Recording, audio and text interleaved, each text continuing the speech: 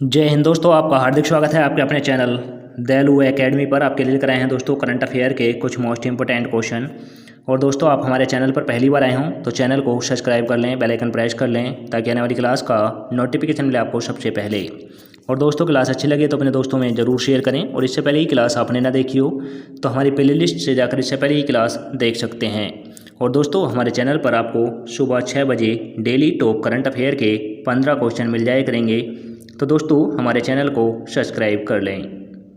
चलते हैं दोस्तों आज की क्लास के पहले प्रश्न की तरफ। जैसे कि दोस्तों आज की क्लास का पहला प्रश्न है, वह मशीनरी कौन है जिसकी मृत्यु तिथि को अंतर्राष्ट्रीय चैरिटी दिवस के रूप में मनाया जाता है। तो दोस्तों वह मशीनरी कौन है जिसकी मृत्यु तिथि को अंतर्राष्ट्रीय चैरिटी दिवस के रूप में मनाया जाता है। तो दोस्तों जिनकी मृत्यु तिथि को चैरिटी दिवस के रूप में मनाया जाता है वह हैं दोस्तों मदर टेरेसा। मदर टेरेसा की मृत्यु तिथि को अंतर्राष्ट्रीय चैरिटी दिवस के रूप में मनाया जाता है। तो दोस्तों इसका राइट आंसर हो जाता है option number C. Option number C is right answer. अब चलते हैं अगले प्रश्न की तरफ। जैसे कि दोस्तों अगला प्रश्न है, बजाज ऑटो कंज्यूमर फाइनेंस को किस प्रकार के संचालन के लिए आरबीआई की मंजूरी मिली। तो दोस्तों बजाज ऑटो कंज्यूमर फाइनेंस को किस प्रकार संचालन के लिए आरबीआई द्वारा मंजूरी मिली है। तो दोस्तों यह मिली है गैर बैंकिंग वित्तीय संस्था। गैर बैंकिंग वित्तीय संस्था मिली है। तो दोस्तों इसका राइट आंसर हो जाता है option number C. Option number C is right answer. अब चलते हैं अगले प्रश्न की तरफ। जैसे कि दोस्तों अगला प्रश्न है, केंद्रीय शिक्षा मंत्री द्वारा एनसीईआरटी को कौन सा दर्जा प्रदान किया गया। तो दोस्तों शिक्षा मंत्री द्वारा एनसीईआरटी को कौन सा दर्जा प्राप्त हुआ है। तो दोस्तों यह हुआ है डीम्ड विश्वविद्यालय। डीम्ड विश्वविद्यालय एनसीईआरटी को दिया गया है। तो दोस्तों इसका राइट आंसर हो जाता है option number B. Option number B is right answer. अब चलते हैं अगले प्रश्न की तरफ। जैसे कि दोस्तों अगला प्रश्न है, इटालियन ग्रांड प्रिक्स 2023 किसने जीता है। तो दोस्तों इटालियन ग्रांड प्रिक्स 2023 किसने जीता है। तो दोस्तों यह जीता है मैक्स वेरस्टेपन ने।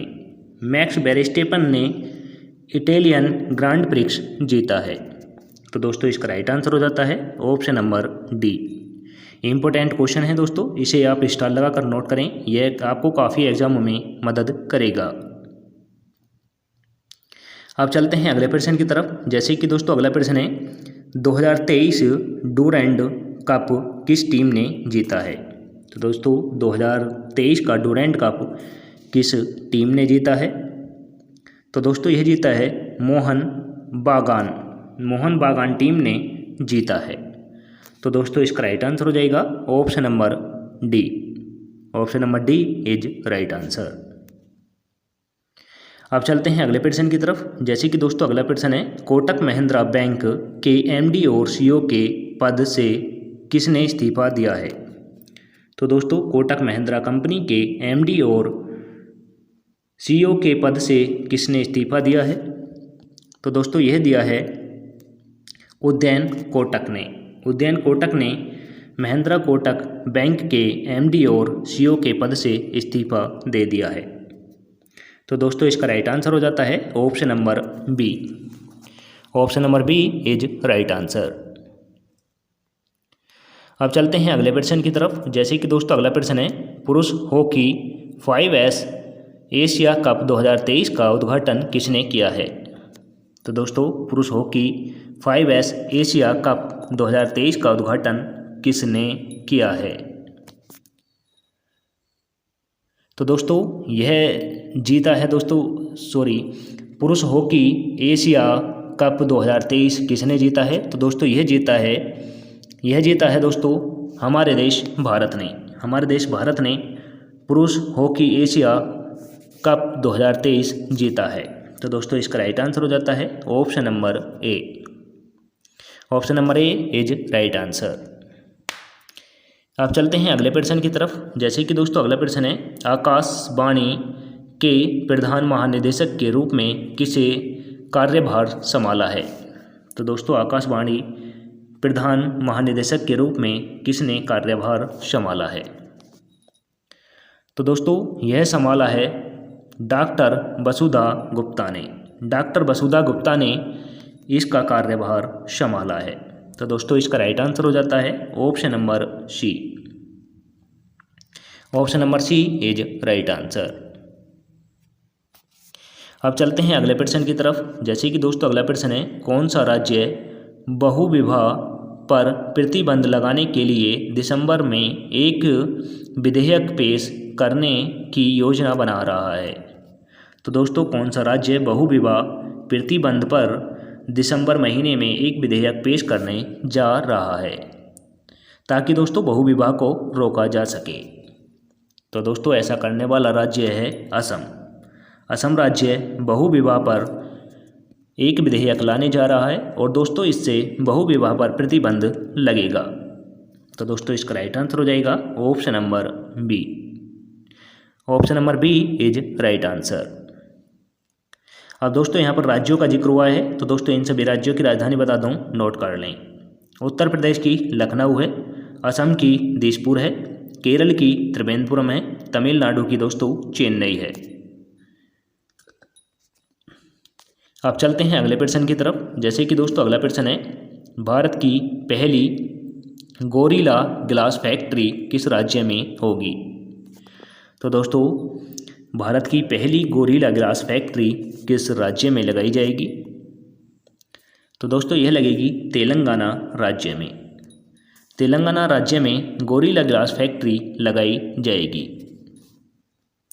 तो दोस्तों इसका राइट आंसर हो जाता है option number A. Option number A is right answer. अब दोस्तों यहाँ पर राज्यों का जिक्र हुआ है, तो दोस्तों इन सभी राज्यों की राजधानी बता दूं, नोट कर लें। तेलंगाना की दोस्तों हैदराबाद है, आंध्र प्रदेश की दोस्तों हैदराबाद है, कर्नाटक की दोस्तों बेंगलोर है, तमिलनाडु की दोस्तों चेन्नई है। अब चलते हैं अगले प्रश्न की तरफ। जैसे कि दोस्तों अगला प्रश्न है, G20 शिखर सम्मेलन 2023 कहाँ आयोजित किया जाएगा? तो दोस्तों G20 शिखर सम्मेलन 2023 कहाँ पर आयोजित हुआ है? तो दोस्तों ये हुआ है दिल्ली में। दिल्ली में G20 शिखर सम्मेलन आयोजित हुआ है। तो दोस्तों इसका राइट आंसर हो जाता है ऑप्शन नंबर ए।